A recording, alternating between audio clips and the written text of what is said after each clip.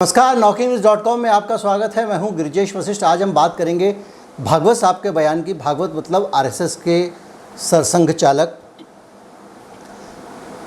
पूरे संघ परिवार के सबसे बड़े बुद्धिजीवी, संघ परिवार के मुखिया। उन्होंने अभी हाल में बड़े सारे बयान दिए, कुछ ऐसे बयानात दिए जिन बयानात पे चर्चा करना लाजमी है, बहुत ज़रूरी हो जाता है। उन्होंने जो बयानात दिए उसके बाद में उनके जो स्टेटमेंट थे, उनके जो वक्तव्य थे, उसके बाद में आप ये इस नतीजे पर पहुँचेंगे कि ज़रूर भागवत साहब जो हैं बड़ी अच्छी बातें कह रहे हैं। उनकी बातें बड़े वाइडली मीडिया में पब्लिश की गई। मैं एक एक करके उनके जो तथ्य उन्होंने रखे, उन तथ्यों में कहाँ त्रुटि है, कहाँ असत्य है और कहाँ पे तथ्य की टांग तोड़ी गई है, वो सारी चीज़ें आपके सामने रखना चाहूँगा। एक एक करके मैं आपके सामने बात करूँगा। सबसे पहले मैं बात करता हूँ नेशन फर्स्ट नेशन सुप्रीम। ये उस चर्चा का विषय था जिस विषय पे वो व्याख्यान देने गए थे पुणे में। उनकी अपनी ही एक संस्था है, उनके अपने ही बुद्धिजीवियों की, वहाँ पे वो व्याख्यान देने गए थे और उन्होंने वहाँ पे बहुत सारी बातें कही। पहले तो भारत जो है विविधताओं का देश रहा है। यहाँ पे सम्राट अशोक से लेके अलग अलग धर्मों के वो बौद्ध थे, उसके बाद में बहुत सारे मुस्लिम जो है वो उन्होंने आके, मुसलमानों ने अलग अलग जगहों के, अलग अलग परिवारों के, अलग अलग वंशों के मुसलमानों ने यहाँ राज किया। राज करने के साथ साथ बहुत सारे वंश यहाँ आके रम गए, यहीं के हो गए, कई पीढ़ियों से यहीं रहे, यहीं शादी ब्याह वो सब किया। तो आप जो बात करते हैं नेशन फर्स्ट, तो उसमें जो नेशन की आपकी परिभाषा आती है उसको लेकर सोचना पड़ता है, समझना पड़ता है कि आप किस नेशन की बात कर रहे हैं। आपका नेशन क्या हिंदू राष्ट्र है, और अगर हिंदू राष्ट्र है तो किस तर्क के आधार पर है, क्योंकि भारत का जो इतिहास है वो बहुत विविधता की बात कहता है, आज से नहीं शुरू से कहता है। उन्होंने एक और बात कही कि उन्होंने कहा भारत को में मुसलमानों को डरना नहीं चाहिए, डरने की बात नहीं है। ये बयान जब वो देते हैं, कहते हैं डरना नहीं चाहिए, तो साथ के साथ ये भी कहते हैं कि भारत के मुसलमान डर रहे हैं। भारत के मुसलमान डर रहे हैं ये कहने के बजाय वो दरअसल ये कहना चाह रहे हैं कि कुछ लोग जो बयान देते हैं कि भारत में अब तो डर लगता है, इस टाइप का जो सोशल मीडिया वाला जो विमर्श है उसको वो यहाँ ठूसना चाहते हैं। लेकिन उस विमर्श में तो किसी ने नहीं कहा कि उसको भारत में डर लगता है। भारत को आपने डाला। डर किससे लगता है? आज के वातावरण से, और आपके जो अनुषांगिक संगठन हैं, संघ परिवार से जुड़े हुए जो लोग हैं, और आपके स्वयंसेवक जो अलग अलग संस्थाओं में काम कर रहे हैं, उन संस्थाओं की जो गतिविधियां हैं उनसे डर लगता है। ये बयान का उनके मकसद था, चाहे वो आमिर खान का हो, किसी का रहा हो। और आप बार बार एक झूठ को रिपीट करते हैं, ये कहते हैं कि भारत से डर लगता है। लेकिन जिन मसलों को मैं डिस्कस करने वाला हूँ वो इससे बहुत बड़े हैं।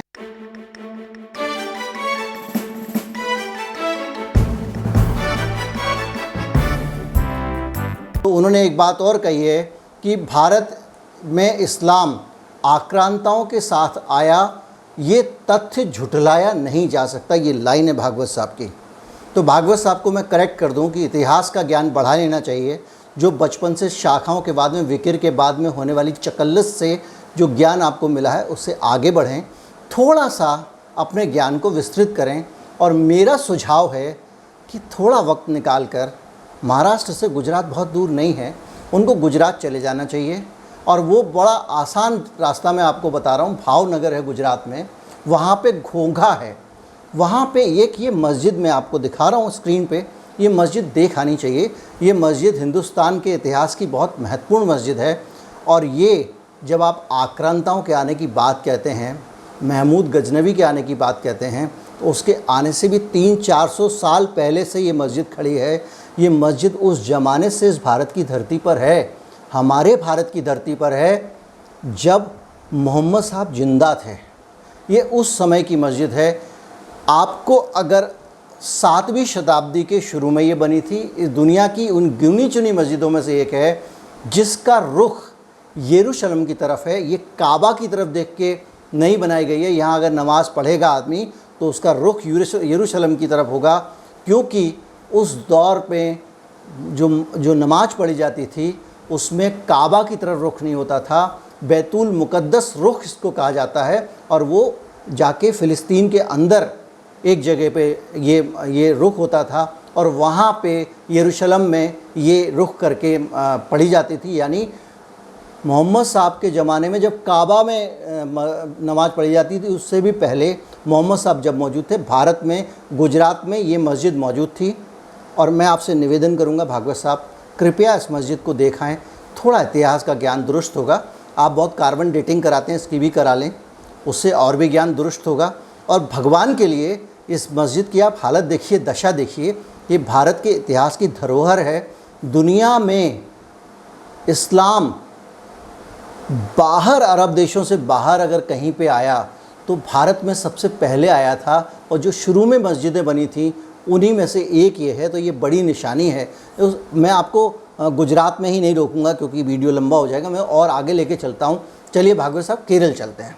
केरल में मैं आपको लेके चलता हूँ उसी दौर, उसी 7वीं शताब्दी में आपको एक और मस्जिद मिलेगी जिसको कहते हैं प्राचीन मस्जिद है, और इसका नाम है, केरल के कोंडगलूर तालुका है, कोंडगलूर तालुका, वहाँ के मेथला गांव में ये मस्जिद आज भी है। इसका नाम है चेरामन जुमा मस्जिद। इस मस्जिद को बड़ी अच्छे से वहाँ मेंटेन किया गया है, लोगों ने इसका ख्याल रखा है। ये गुजरात में नहीं है, गुजरात में मेंटेन नहीं हो रही है, केरल में हो रही है। ये मस्जिद भी उससे भी पुरानी है, उसी दौर की मस्जिद है। और इस मस्जिद को 629 सन 629 में, आज सन 2100 है, इसे 629 में इसको बनाया गया था। और ये उससे 300-400 साल पहले बनी थी। ये तीनों दोनों मस्जिदें, एक और मैं आगे बताऊंगा, ये वही 5-7-10 साल के अंदर में बनी हैं। और इन सभी मस्जिद को बनाने वाले लोग आक्रांता नहीं थे।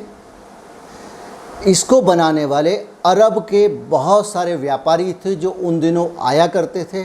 वो गुजरात में आए, गुजरात में उनके साथ में बहुत सारे लोग आए, उन्होंने धर्म का प्रचार किया, मस्जिदें बनी। वो केरल में आए, वहाँ पे मस्जिद बनी। केरल में तो वहाँ के एक राजा को लेकर बहुत सारी किंवदंतियाँ हैं जिनका मैं जिक्र करना नहीं चाहूँगा, क्योंकि किंवदंतियाँ इतिहास नहीं होती हैं, वो आपके पास में किंवदंतियाँ हैं, उनको आप इतिहास बनाइए। मुरब्बा डालिए, मुरब्बा मुग़लों के साथ आया था, वैसे भाई तो बता दूँ। अचार डालिए, अचार भी मुग़लों के साथ आया था। पजामे में गठान बांध लीजिए बोलूँगा तो वो भी नहीं बोल सकता, क्योंकि वो वहीं से आया था। ये देश सांस्कृतिक समृद्धि से बढ़ा हुआ देश है, और उसमें पूरी दुनिया की जो श्रेष्ठ जितनी भी संस्कृतियां हैं उनका निचोड़ यहाँ पे है। डेफिनेटली हिंदू संस्कृति बहुत विराट है। डेफिनेटली हमारा साइंस का इतिहास निश्चित ही बहुत पुराना है, बेहतरीन है, शानदार है। हमारे यहाँ एक से एक अच्छे वैज्ञानिक हुए हैं, सुश्रुत हुए हैं, चरक हुए हैं। पूरी तरह से पूरी दुनिया में हम लीडर थे। लेकिन अब हमारे यहाँ उस पद्धति से इसलिए सर्जरी नहीं होती क्योंकि हम लोगों की पूरी ऊर्जा प्रतिक्रिया में खर्च हो रही है, उनके साथ उसके काम को आगे बढ़ाने में खर्च नहीं हो रही है। ये मस्जिद जो है उस वक़्त इसलिए भी इम्पॉर्टेंट है कि उस वक़्त वहाँ से धर्म प्रचारक आते थे और प्रचार करते थे। और जब मस्जिद बनती है कहीं पे, बड़ी मस्जिद बनती है जिसमें 25-50 लोग, 100 लोग नमाज़ पढ़ सकें, तो ऐसे ही नहीं बनती है। जहाँ पे आबादी होती है वहाँ पे मस्जिद बनती है। अगर केरल की परिक्रमा में आप बोर हो गए हो, वामपंथी इलाका है, तो आपको थोड़ा और दूर ले चलते हैं। आप हमारे साथ तमिलनाडु चलिए। तमिलनाडु में भी जो है आप जाएंगे तो वहाँ पे भागवत जी, आपको बहुत खुशी होगी कि पलैया जुम्मा पली जो है, ये है जुम्मा मस्जिद, 628 ईस्वी में बनाई गई। और इसमें जो है अरब व्यापारियों को समुद्री मार्ग से जो आते थे उन्होंने ही इसे बनाया। और ये वही दौर है मोहम्मद साहब के आसपास का दौर। मतलब आप सोचिए कि इस्लाम यहाँ पे कितनी पुरानी परंपरा रखता है।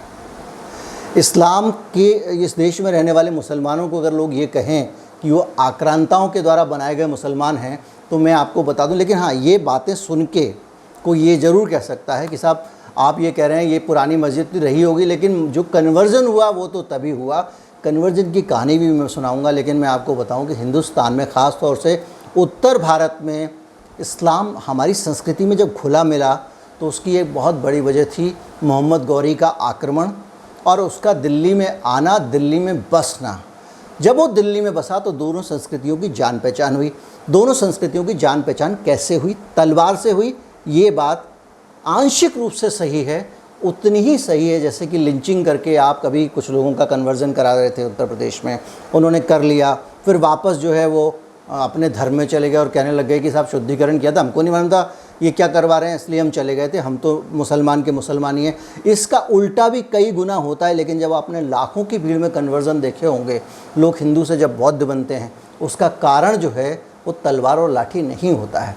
जब बड़ी आबादी कन्वर्जन करती है तो उसकी वजह कुछ और होती हैं, और जो वजह खोजी गई हैं पूरी दुनिया के इतिहासकारों में, मैं आपको इतिहास की किताबें, विद्वान, देशी विदेशी सब बता सकता हूँ, लेकिन ये वीडियो बोझिल हो जाएगा। आप चाहें कंप्यूटर पर सर्च कर सकते हैं, आपको गूगल में सब मिलेगा। तो जो कन्वर्जन हुए उसकी एक बहुत बड़ी वजह था सूफ़ी संप्रदाय। जो सूफ़ी मत था, जो सूफ़ी संप्रदाय था, वो बड़ा रिच था कल्चरली, संगीत, कला, संस्कृति, और उसके ज़रिए ईश्वर से मोहब्बत करना और मस्त मौला रहना। रिस्ट्रिक्टिव नहीं था, सूफ़ी समुदाय रोकता नहीं था, ये मत करो, वो मत करो, यहाँ मत जाओ, वहाँ मत जाओ। और वो इस वजह से, और दूसरा वो अपना वो बनाते थे, मज़ार बनाते थे, वो अपनी ऊपर वाले से लौ लगाते थे, उनकी वेशभूषा परिधान अलग होता था, और सबसे मस्त रहने वाले थे। कोई हायरार्की नहीं थी वहाँ पे। हायरार्की होने का मतलब ही ये है कि आदमी छिटकता है।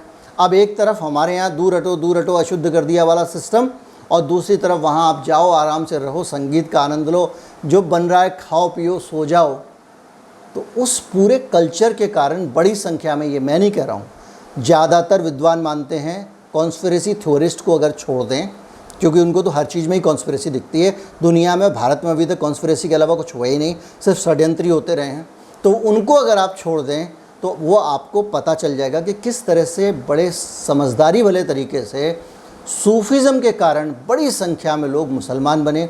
दूसरा कारण जो था वो ये था कि राजा जो होता है उसका जो धर्म होता है उससे लोग बड़े प्रेरित होते हैं। अंग्रेज़ तो 200 ही साल रह के गए हैं, लेकिन हम सिर्फ कोट पेंट टाई पहनने लग गए हैं। हम लोग उनकी तरह टॉय अंग्रेज़ी बोलने लग गए हैं। हमको डंडा थोड़ी मारा था उन्होंने, अंग्रेज़ी बोली है। हम में से बहुत सारे ईसाई बन गए हैं। क्रूस तो सारे हिंदू लटका के घूमते, जो टाई होती है वो क्रूस है अंग्रेज़ों का। तो हमने बहुत सारे मुरब्बे अचार मुग़लों से लिए, हमने बहुत सारे कुर्ते लिए मुग़लों से।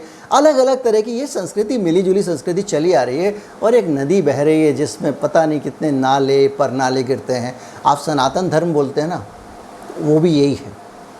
बहुत सारी धाराएं, संप्रदाय आते गए, मिलते गए, एक धर्म आगे बढ़ता गया, बदलता गया। बौद्ध है, बुद्ध, भगवान बुद्ध है, आपने उनको 10वां अवतार मान लिया। क्यों? क्योंकि आपको मानना पड़ा। आपको लगा कि बहुत सारे लोग इनके साथ जा रहे हैं, तो क्या करें, इनको ही अवतार घोषित कर दो। ये हुआ है। आप भागवत पुराण निकाल के अगर पढ़ लें तो 10वां अवतार भगवान बुद्ध को लिखा गया है। अब वो कब ऐड किया गया मुझे नहीं पता, लेकिन जो पुस्तकें मैं पढ़ता हूँ उसके आधार पे आपको बोल रहा हूँ। अब आप देखिए कि अगर इस तरह से जब बहती गंगा जमनी संस्कृति है, बड़ा चिढ़ आती है शब्द से लोगों को, मुझे मालूम है, और लोग बहते जा रहे हैं, चलते जा रहे हैं, तो भाई चलने दीजिए। तमिलनाडु में, केरल में, जो हमारे यहाँ बहुत पुराने 12-12, 1300 साल पुराना अगर हमारी साझी विरासत है, तो हम उसमें ये हमारा नेशन आपका नेशन क्यों बोलते हैं? हम ये क्यों बोलते हैं कि ये जो है इस्लाम जो है वो डंडे की दम पे आया, और आपके और हमारे दादा परदादाओं का डीएनए एक था। डीएनए तो एक था, लेकिन ज़बरदस्ती बदला गया। ये आक्रांता हैं, इनसे चिड़ बाबर से नहीं होती है, चिड़ उनसे नहीं होती है। उनके नाम पे जो आज रहते हैं वंशज उनको टारगेट किया जाता है। ये सारी चीज़ें मैंने आपको बताई भागवत साहब के भाषण की, और वो लोडेड स्टेटमेंट देने में बहुत माहिर हैं। वो पूरा उनका परिवार बहुत माहिर है और लगाते देते रहते हैं। लेकिन अगर मैं उस पर जाऊँगा उनके सारे लोडेड स्टेटमेंट पे, तो वीडियो लंबा हो जाएगा। वो पहले से ही ये तय करके रखते हैं कि ये ऐसा हो रहा है। जैसे कि वो आपको कहेंगे इस क्लास के बच्चे, क्लास 5 के बच्चे कृपया खिड़की से गंदगी ना फेंकें, और कहेंगे मैंने ये थोड़ी कहा आप गंदगी फेंकते हो, लेकिन आप नहीं कह के भी कह रहे हो कि क्लास के बच्चे गंदगी फैलते हैं। इसी तरह से वो लोडेड स्टेटमेंट पैदा करते हैं, और वो कहते रहते हैं कि ये जो है अलग अलग जो है वो अंग्रेज़ भड़का के चले गए, हमको तो एक होना चाहिए था। एक होना चाहिए तो कम से कम एक दूसरे को गले लगाना पड़ेगा। एक होने का मतलब ये थोड़ी आप हमको पिता मान लो, हम आपको गोद ले लेते हैं तो हम एक हो जाएंगे। एक चीज़ वो और कहते हैं कि हिंदुस्तान में कट्टरता का मुसलमानों को विरोध करना चाहिए। बिल्कुल सिमिलर लोडेड मैसेज, कट्टरता का विरोध करना चाहिए, इसका मतलब कट्टरता है। अरे भाई कट्टरता अगर है भी, एक बात मान के चलिए, ये न्यूटन का नियम है कि ये क्रिया प्रतिक्रिया चलती रहती है। इधर की कट्टरता उधर पैदा करती है, उधर की कट्टरता इधर पैदा करती है, और नहीं होती है तो कुछ संगठन लगातार जब से अंग्रेज़ गए हैं ये याद दिलाते रहते हैं, दूसरों की कट्टरताओं को याद दिलाते हैं। वो कहते हैं देखो हिंदू ये कट्टरता कर रहा है, वो कह रहे हैं मुसलमान ये कट्टरता कर रहा है, और ये कट्टरता एक दूसरे की दिलाते रहते हैं और उस कट्टरता में आदमी जीता रहता है। आप सोचिए, काम धंधे वाले आदमी हैं, दुकान पे बैठे हैं, गल्ले पे बैठे हैं, और आपको अपना हिसाब किताब देखना है, कितना माल आया कितना गया। वो उस बीच में व्हाट्सएप पे आ रहा है, कल का कायर हिंदू आज का मुसलमान है, आज का कायर हिंदू कल का मुसलमान होगा, आ रहा है। आप बैठ के पढ़ते हो, आपका दिमाग ख़राब हो जाता है। अब ऊपर से वही जिन्होंने मैसेज बनवाए हैं वो कहते हैं अंग्रेज़ भेज डाल के चले गए, डरा तो तुम रहे हो। इसी तरह के बहुत सारे मैसेज उसके अंदर आते रहते हैं और वो आपको तरह तरह से छेड़ते रहते हैं, आपको भूलने ही नहीं देते हैं। आपका जी भैया धंधा करने दुकान पे गए, धंधा करो ना, हिंदू मुसलमान करने नहीं गए हो आप। लेकिन वहीं वो कहेंगे धंधा मत करो, हिंदू मुसलमान करो। ये सारी की सारी चीज़ें हैं और उसके कारण ही ये सारा का सारा हाल है। अब वो अगर कहेंगे कि अंग्रेज़ कर गए तो मैं कहूँगा कि भैया अंग्रेज़ चले गए, उसके बाद में 1930 के हिंदू महासम्मेलन में, हिंदू महासभा के सम्मेलन में ये प्रस्ताव किसने पारित किया कि मुसलमानों का अलग देश होना चाहिए? किस लिए किया? उसके बाद से लगातार देश में क्यों उतना तनाव का माहौल बनाया गया कि जिन्ना जैसे लोग ये समझाने में कामयाब हो गए कि भैया तुम्हारा भला इसी में, तुम अलग देश ले लो, यहाँ तो ये लोग जीने नहीं देंगे। नाम अंग्रेज़ों का लगाएंगे, लेकिन बात यह है कि आप खुद भी तो सुधर जाओ, आपका तो रोज़ का काम यही है, आप यही कर रहे हो। ये सारी चीज़ें जब आप देखते हैं तो आप समझ जाते हैं कि ये जो बातें हो रही हैं, इन बातों में थोड़ा सुधार की आवश्यकता है। उम्मीद करता हूँ कि ये जो 3 मस्जिद बने हैं ना, हर आदमी गूगल करके इसके बारे में सर्च करेगा और जो सच्चा देशभक्त है उसको जाके देख के आना चाहिए, ताकि पता चले कि ये आक्रांता फांक्रांता कुछ नहीं है। आपको डराने का तरीका ये डर का कारोबार है। जितना आप डरोगे उतना इनकी राजनीति बिकेगी, जितना मुसलमान डरेगा उधर उनकी राजनीति बिकेगी, जितना हिंदू डरेगा उधर इनकी राजनीति बिकेगी। और ये इसलिए आपको डराते रहते हैं, आज का कायर हिंदू कल का मुसलमान होगा। कायर क्या हो तुम? ये कायरों के मैसेज फॉरवर्ड नहीं कर रहे हो, गालियाँ नहीं दे रहे हो, झगड़े नहीं कर रहे हो।